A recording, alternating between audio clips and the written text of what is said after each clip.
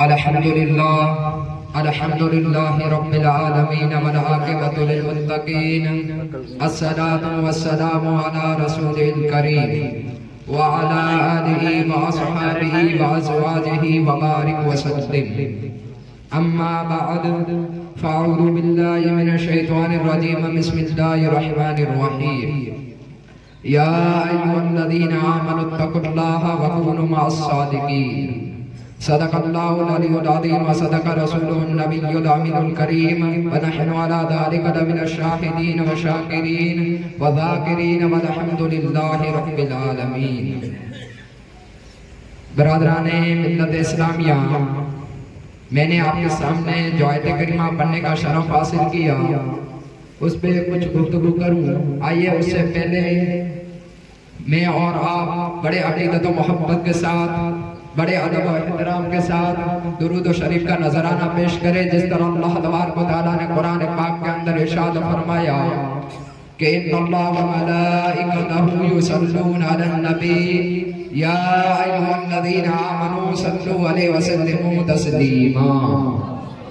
لبیک اللہم صلی علی سیدنا و شفیعنا و طبیب قلوبنا و مولانا و مولانا محمد وعلی آلہ وصحبہ وسلم.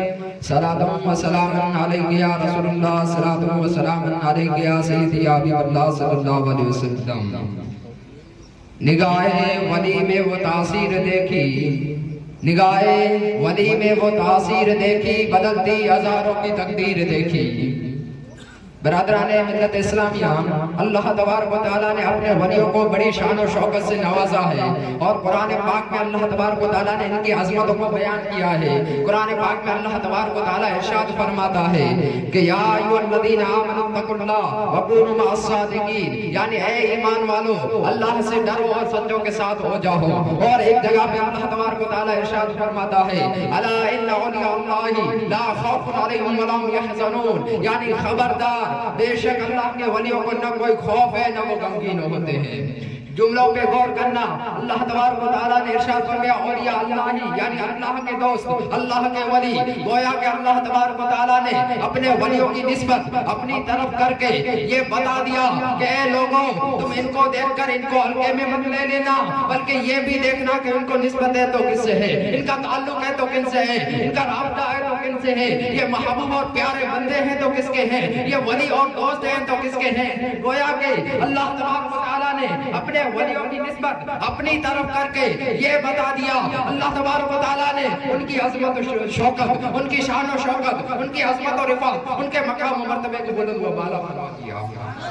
یہ اللہ تبارک و تعالیٰ نے اپنے ولیوں کو شان عطا فرمائی ہے. اور حدیث مبارکہ کے اندر اسی آیت مبارکہ کی طرف ایک حدیث مبارکہ سناتا چلوں. حضور اقدس صلی اللہ تعالیٰ علیہ وسلم کی حدیث ہے، جس کے راوی حضرت امیر المومنین عمر ابن خطاب رضی اللہ تعالیٰ عنہ حدیث کو روایت کرتے ہیں. سرور کائنات صلی اللہ علیہ وسلم نے ارشاد فرمایا قیامت کے دن اللہ کے کچھ بندے ایسے ہوں گے جو نہ نبی ہوں گے نہ شہید ہوں گے. جملوں پہ غور کرنا. نہ نبی ہوں گے نہ شہید ہوں گے، لیکن اللہ تبارک و تعالیٰ کی طرف سے ان کو ملنے والے رتبے کو دیکھ کر، مرتبے کو دیکھ کر انبیاء اور شہداء بھی رشک کریں گے. کسی صحابی رسول نے عرض کی یا رسول اللہ صلی اللہ علیہ وسلم، ان کے اعمال کے بارے میں ہمیں بھی بتائیے، بھلا وہ کون ہے تو تاکہ ہم ان سے محبت کریں. حضور اقدس صلی اللہ علیہ وسلم نے ارشاد فرمایا بندے وہ ہیں جو بغیر کسی رشتےداری کے صرف اور صرف اللہ کی رضا کی خاطر ایک دوسرے سے محبت کریں گے.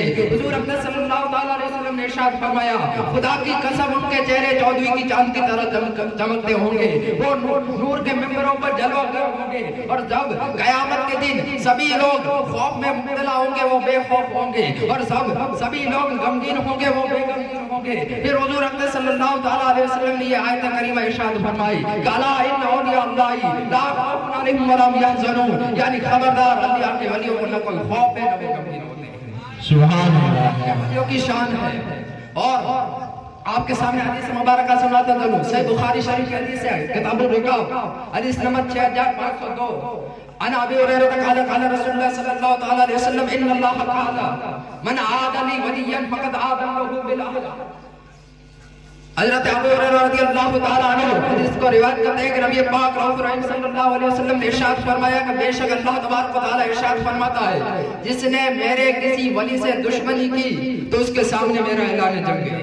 ہم کچھ نہیں بولتے، اللہ تبارک و تعالیٰ اس کے سامنے اعلان جنگ فرما رہا ہے۔ پھر سنو، کب بندہ اللہ کا کب مقرب بندہ بنتا ہے، کب بندے کو اللہ کا قرب حاصل ہوتا ہے، تو اللہ تبارک و تعالیٰ ارشاد فرماتا ہے وَمَا تَقَرَّبَ إِلَيَّ عَبْدِي بِشَيْءٍ أَحَبَّ إِلَيَّ مِمَّا افْتَرَضْتُ عَلَيْهِ، یعنی میرا بندہ جن جن عبادتوں کے ذریعے میرا قرب حاصل کرتا ہے اور کوئی عبادت مجھ کو اس سے زیادہ پسند نہیں ہے جو میں نے مجھ پر فرض کی، یعنی اللہ تبارک و تعالیٰ کو تمام عبادتوں میں سے سب سے زیادہ محبوب اور پسندیدہ اگر کوئی عبادت ہے تو وہ فرائض ہے، اور جو اللہ کا ولی ہوگا وہ فرائض ضرور ادا کرے گا، اور جو فرائض ادا نہ کرے وہ اللہ کا ولی نہیں۔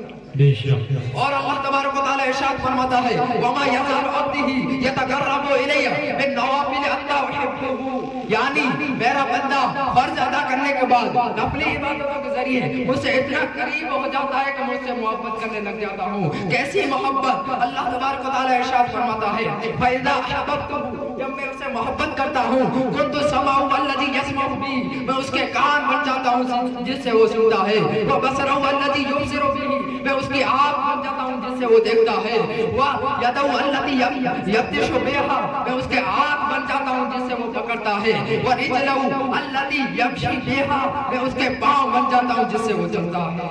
یہ اللہ کے ولیوں کی شان ہے، اللہ تبارک و تعالیٰ نے اپنے ولیوں کی یہ شان بیان کی ہے۔ اور سنیے، ترمذی شریف حدیث ہے جس کے راوی حضرت عبداللہ ابن مسعود رضی اللہ تعالیٰ عنہ حدیث کو روایت کرتے ہیں کہ نبی پاک رؤوف رحیم صلی اللہ علیہ وسلم نے ارشاد فرمایا المرء مع من احب، جو جس سے محبت کرے گا قیامت کے دن اسی کے ساتھ اٹھایا جائے گا۔ ہمیں نسبت ہے نا غوث اعظم شیخ عبد القادر جیلانی سے، ہمارا تعلق ہے نا داتا علی اجویری سے، ہمارا رابطہ ہے نا خواجہ غریب نواز سے، ہمیں سچی عقیدت و محبت ہے نا حضور قبلہ مفتی اعظم کچھ علیہ رحمہ سے، تو انشاءاللہ بروز عشر بھی ہم انہی کے ساتھ اٹھائے جائیں گے۔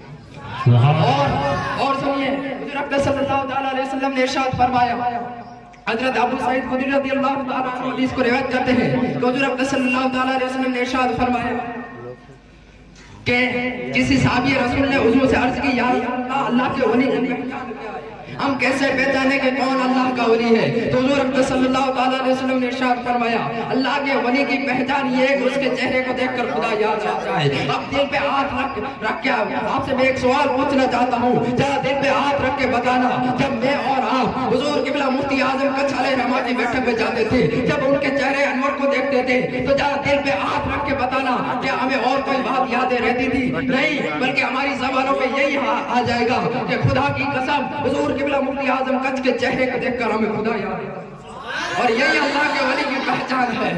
اور ہم اللہ کے ولیوں کے ذکر کیوں کرتے ہیں؟ ہم اللہ کے ولیوں کو اتنا یاد کیوں کرتے ہیں؟ یہ بھی سنیے، شاہ عبدالحق محدث دہلوی رحمۃ اللہ علیہ ارشاد فرماتے ہیں جس طرح اللہ کے ولیوں کی صحبت میں اثر ہے، جس طرح اللہ کے ولیوں کی دیدار میں اثر ہے، اسی طرح اللہ کے ولیوں کے ذکر میں بھی اثر ہے۔ اور اثر کیا ہے؟ شاہ عبدالحق محدث دہلوی رحمۃ اللہ علیہ فرماتے ہیں کہ جو بندہ اللہ کے ولیوں کا ذکر بڑے عقیدت اور محبت کے ساتھ کرتا ہے تو اللہ تبارک و تعالیٰ ان کے دل کی تاریکوں کو دور فرما دیتا ہے، ان کے دلوں کو منور و مجلہ فرما دیتا ہے۔ یہ اللہ کے ولیوں کی ذکر کی شان ہے، جو اللہ کے ولیوں کا ذکر کرتا ہے ان کا یہ مقام ہے۔ اور الحمدللہ آج بھی اگر کوئی سے پوچھے کہ اللہ کا ولی کس کو کہتے ہیں تو ہم بڑی عقیدت اور بے خوف ہو کر برجستہ ہماری زبانوں پر یہی آئے گا کہ ہمیں اور کہیں جگہ پر جانے کی ضرورت نہیں ہے، بلکہ اللہ کا ولی دیکھنا ہے تو مانڈوی سالایہ کی زمین پر حضور قبلہ مفتی اعظم کچھ کو دیکھ لو، یہی اللہ کے ولی ہیں، اور اللہ کے ولیوں کی یہی شان اور عظمت ہے۔ اور ایک حدیث سنیے، حضور اکرم صلی اللہ علیہ وسلم کی حدیث ہے جس کے راوی حضرت عبداللہ ابن عمر رضی اللہ تعالیٰ عنہ حدیث کو روایت کرتے ہیں کہ حضرت معاذ بن جبل رضی اللہ تعالیٰ عنہ حضور اکرم صلی اللہ علیہ وسلم کی روضہ اقدس کے سامنے بیٹھ کر رو رہے تھے، تو حضرت سیدنا عمر ابن خطاب رضی اللہ تعالیٰ عنہ نے حضرت معاذ بن جبل سے رونے کا سبب پوچھا، تو حضرت معاذ بن جبل رضی اللہ تعالیٰ عنہ ارشاد فرمانے لگے کہ اے امیر المومنین، مجھے حضور اکرم صلی اللہ علیہ وسلم کی ایک بات جو میں نے حضور سے سنی، حضور اکرم صلی اللہ علیہ وسلم سے بات سنی، اس کی وجہ سے میں رو رہا ہوں۔ تو پھر حضور اقدس صلی اللہ تعالیٰ علیہ وسلم حضرت معاذ بن جبل نے کہا کہ حضور اقدس صلی اللہ علیہ وسلم نے ارشاد فرمایا کہ ریاکاری شرک ہے اور اللہ کے ولی سے جو دشمنی کرتا ہے تو اللہ تبارک و تعالیٰ اس کے سامنے اعلان جنگ فرماتا ہے. یہی اللہ کے ولیوں کی شان ہے. آئیے آخر میں یہی میں دعا کرتا ہوں کہ اگر مجھ سے بولنے میں کوئی لفظ یا معنی غلطی ہوئی ہو تو اللہ تبارک و تعالیٰ حضور اقدس صلی اللہ علیہ وسلم کے صدقے معاف فرمائے. استغفر اللہ ربی من کل ذنب واتوب الیہ وما علینا الا البلاغ وآخر دعوانا الحمد للہ رب العالمین.